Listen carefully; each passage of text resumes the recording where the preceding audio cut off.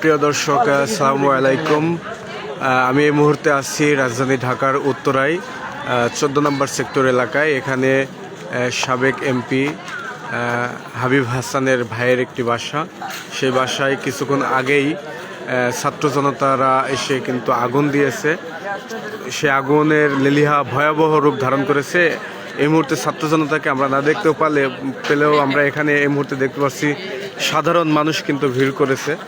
হাজার হাজার মানুষ এখানে ভিড় করেছে। আমরা দেখছি সবাই এখানে, কেউ ভিডিও করছে, কেউ দাঁড়িয়ে গল্প করছে, কেউ আগুনের লেলিহা দেখছে। একটা কথা বলে রাখি, এই আগুন দেওয়ার মূল কারণ হিসাবে আমরা যেটাকে ধারণা করতেছি সেটা হলো, আপনারা সকলে অবগত আছেন যে জুলাই আন্দোলনের যোদ্ধা একজন হাদি, সে হাদি কিন্তু সিঙ্গাপুরে একটি হাসপাতালে চিকিৎসাধীন অবস্থায় আজ রাত 9টার কিছুক্ষণ পরেই ইন্তেকাল করেছেন। ঠিক তারপরেই কিন্তু ছাত্র জনতারা ক্ষুব্ধ হয়ে এই আওয়ামী লীগের সাবেক এমপি হাবিব হাসানের ভাইয়ের বাসাটিতে আগুন দিয়েছে। এই বাসাটি কিন্তু মানে শিল্পকর্ম দ্বারা অনেক সুন্দর একটি বাসা। সেই বাসাটিতে কিন্তু আগুন দিয়েছে। আমরা দেখছি যে ভয়াবহ আগুন লেগেছে এখানে। আরেকটি বিষয় আমি আপনাদেরকে জানিয়ে রাখি, পাশেই কিন্তু বিমানবন্দর, বাংলাদেশের আন্তর্জাতিক বিমানবন্দর এয়ারপোর্টের যে রানওয়ে, সে রানওয়ের পথ কিন্তু এর একটু পরেই শুরু হয়েছে। আমরা দেখেছি যে এই আগুনের যে লেলিহা, এই যে ধোঁয়া উঠছে, ঠিক তার একটু দূর দিয়েই কিন্তু বিমানগুলো যাতায়াত করতেছে। আমি জানি না আসলে বিমানগুলো এই রুট দিয়ে যাতায়াত করার সময় আদৌ সেটা নিরাপদ কিনা। সে বিষয়ে আমার সম্মুখ ধারণা না থাকলেও এখান থেকে আমরা যতটুকু দেখতে পাচ্ছি সেটা কিন্তু বিপজ্জনক।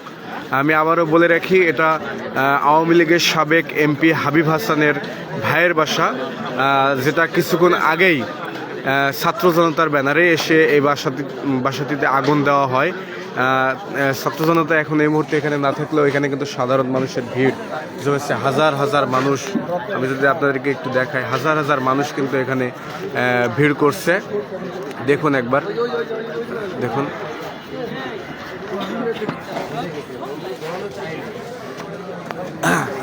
আগুনের লিলিহা কিন্তু ভয়াবহ। আরেকটি কথা আমি আপনাদেরকে জানিয়ে রাখি, আমরা এখনো পর্যন্ত কিন্তু এখানে পুলিশের কোনো টিম বা কোনো ফায়ার সার্ভিসের লোকজনকে কিন্তু আমরা এখনো পর্যন্ত দেখি নাই। আগুন লাগা অনেকক্ষণ হয়ে গেছে। ভাই, আগুনটা কতক্ষণ আগে লাগছে? যে আমরা একটা ভাইয়ের মুখ থেকে শুনবো আধা ঘন্টা দর্শক, আধা ঘন্টা কিন্তু পার হয়ে গেছে, এখানে আগুন লেগেছে, ভয়াবহ আগুন। এখনো পর্যন্ত কিন্তু আমরা ফায়ার সার্ভিসের কোনো লোককে বা প্রশাসনের কোনো লোককে আমরা দেখি নাই। ভাই, একটু কথা বলেন, এই আগুনটা মূলত কতক্ষণ আগে লেগেছে?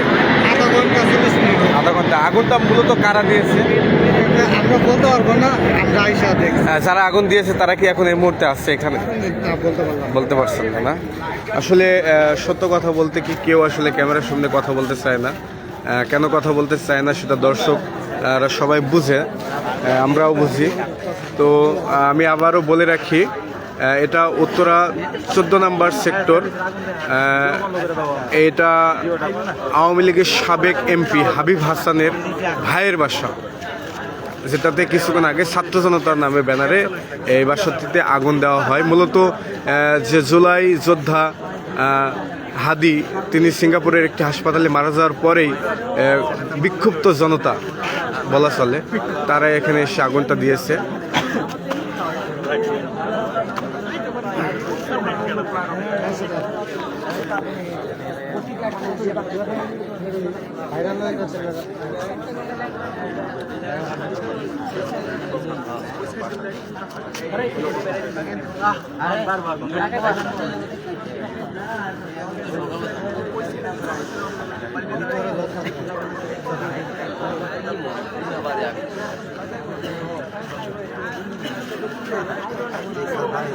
আমি আবারও বলে রাখি দর্শক শ্রোতাদের, এটা উত্তরার 14 নম্বর সেক্টর, রাজধানীর উত্তরার 14 নম্বর সেক্টর হাবিব হাসানের ভাইয়ের বাসা। বলে আমরা জেনেছি।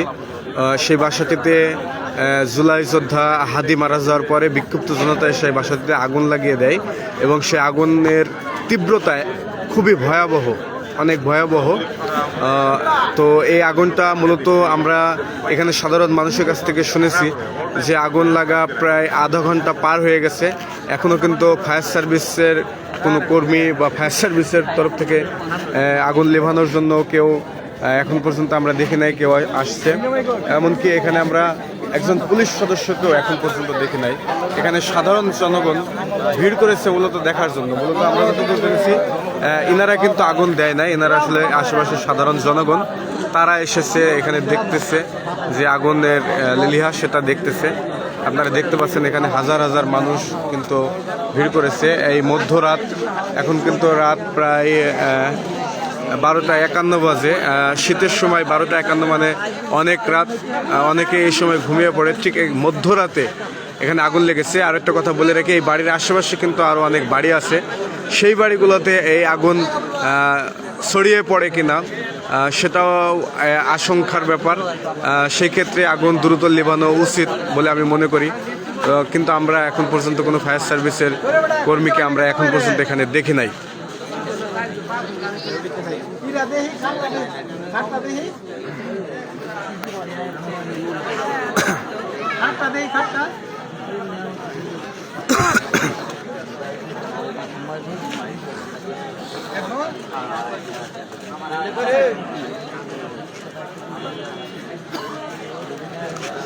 দর্শক, আরও একটি কথা বলে রাখি আপনাদেরকে, আমি আগেও বলেছি কথাটা, এই বাড়িটির কিছুটা দূরেই কিন্তু ঢাকা আন্তর্জাতিক বিমানবন্দরের রানওয়ে এলাকা।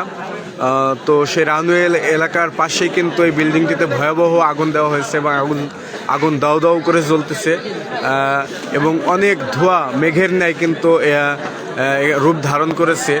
ঠিক এর পাশেই আমরা দেখেছি যে বেশ কিছু প্লেন এদিক দিয়ে যেতে, যেগুলো আমি মনে করি, আমি জানি না যে আসলে কোনো আশঙ্কা আছে কিনা, তবে আমরা কিন্তু দেখেছি এদিক দিয়ে যেতে। তো আশা করি সংশ্লিষ্ট কর্তৃপক্ষ এই বিষয়ে দায়িত্বশীল ভূমিকা পালন করবেন।